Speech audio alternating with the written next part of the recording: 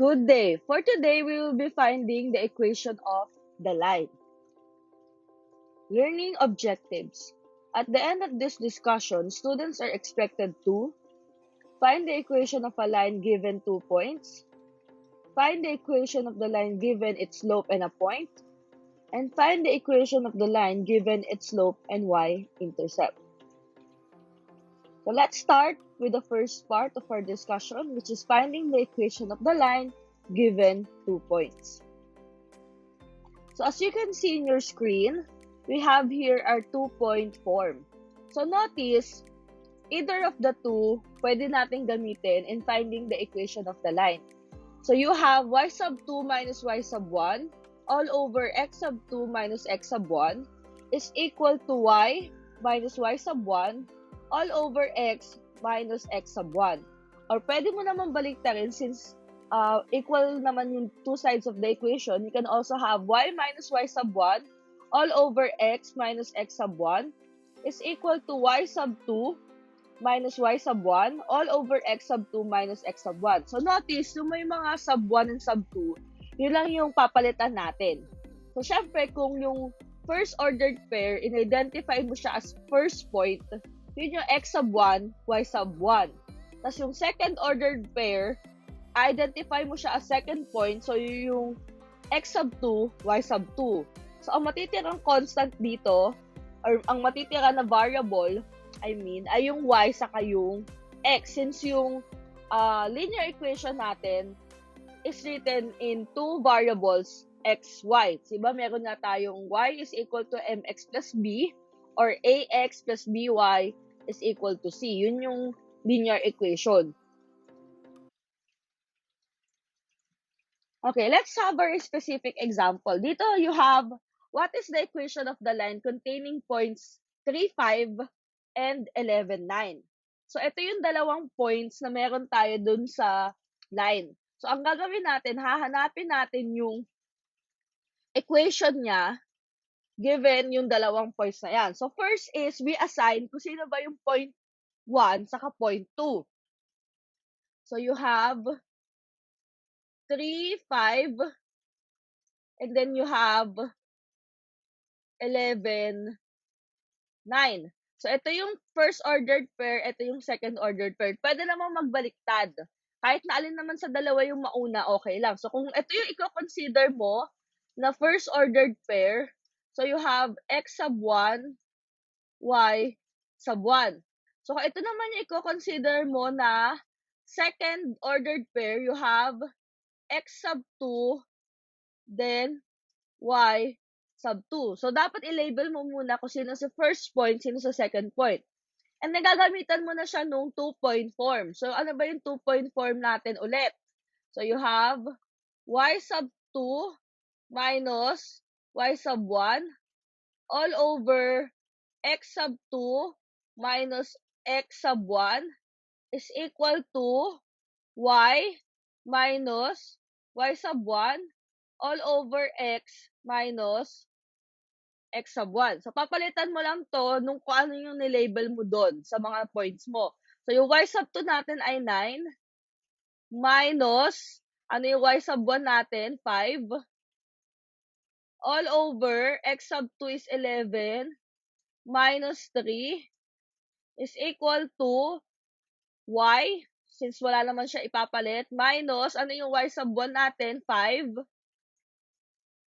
all over yung x natin minus x sub 1, which is 3. So, simplify mo muna to. 9 minus 5 is just 4.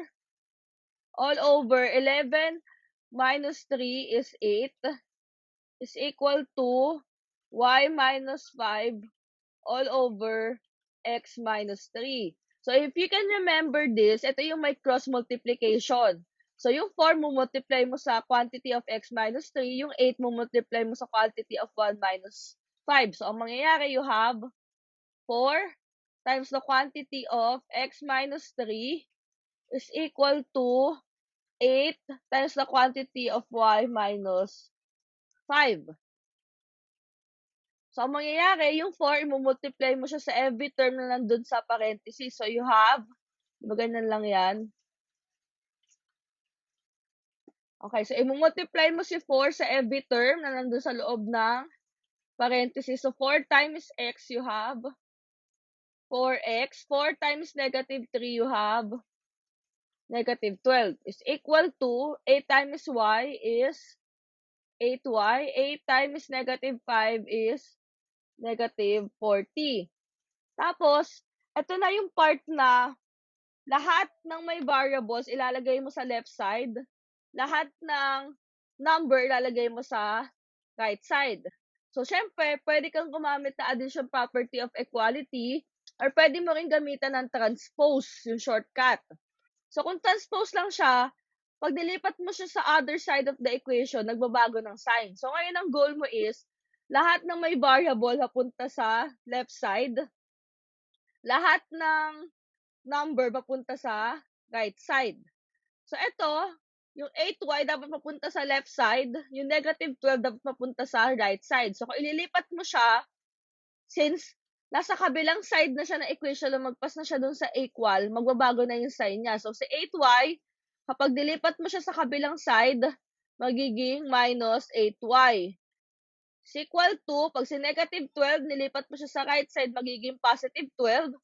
So, you have 12 minus 40. Kinapi ko lang yung minus 40. So, ito, 4x minus 8y, di mo na masisimplify yan, is equal to 12 minus 40. Ima-minus mo lang siya. So, you have negative 28. So, this is already our final answer.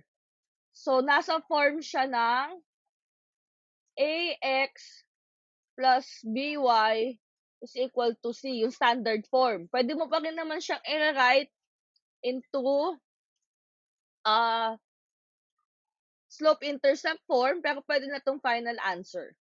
Okay, our next example is, what is the equation of the line containing points 1, 2, and negative 1, 4? So again, our first step, identify mo muna kung sino si point 1, sino si point 2. So you have 1, 2, and then you have negative 1, 4. So this will be your x sub 1, y sub 1, and then you have x sub 2, y sub 2. So again, replace it with your 2-point form. So you have y sub 2 minus y sub 1 all over x sub 2 minus x sub 1 is equal to y minus y sub 1 all over x minus x sub 1. So palitan mo lang siya kung ano yung pagkaka-label mo dito. So yung y sub 2 ay 4, y sub 1 is 2, so 4 minus 2 all over negative 1 minus 1 is equal to y. Ang y sub 1 is 2, so y minus 2 all over x minus 1. So 4 minus 2 is just 2. Negative 1 minus 1 is negative 2 is equal to y minus 2 over x minus 1. So again, cross multiply. So you have 2 times the quantity of x minus 1 is equal to negative 2 times the quantity of y minus 2. So this one, 2 times x, you have 2x. 2 times negative 1, negative 2 is equal to negative 2 times y, negative 2y. Negative 2 times negative 2, positive 4. And then again, lahat ng may variables dapat nasa left side, lahat ng number nasa right side. So 2x, ang goal mo itong negative 2y malipat sa left side. So pag nilipat mo siya, magiging plus 2y is equal to ito na nasa left side, mapupunta sa right side, so magiging positive 2 plus 4. So you have 2x plus 2y is equal to 2 plus 4 is just 6. So this is your answer.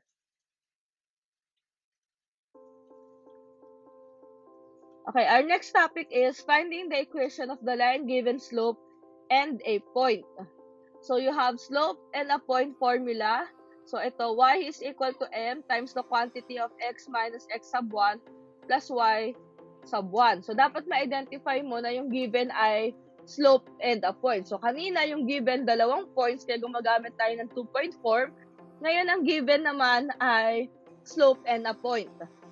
So, paano mo siya gagawin? So, for example, you have this. What is the equation of the line containing 0.79 and whose slope is 5?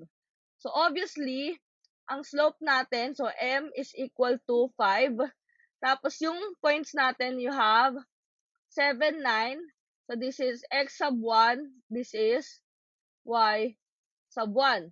So, yung slope and the point form natin, or formula, so you have y is equal to m times the quantity of x minus x sub 1 plus y sub 1. So, dapat natandaan nyo yung formula. So, papalitan mo lang yan. So, y is equal to, ano ba yung m natin? Yung slope natin ay 5 times x minus, ano yung x sub 1 natin? You have 7 plus yung y sub 1 natin ay 9. So, this will become y is equal to, again, may ganito ka na namang nakikita. So, you distribute or you multiply 5 to every term na nandun sa loob ng parenthesis. So, 5 times x, you have 5x. 5 times negative 7, you have negative 35. And then, just copy plus 9. And then, you simplify yung mga pwede pang i-add. So, itong 5x, wala naman ng similar terms dito. So, you have 5x. Then, negative 35 saka positive 9. So, you have negative, ilan po yun? Negative 26. And this is already our final answer. Eh, ma'am, ba't iba yung itsura na dun sa nauna?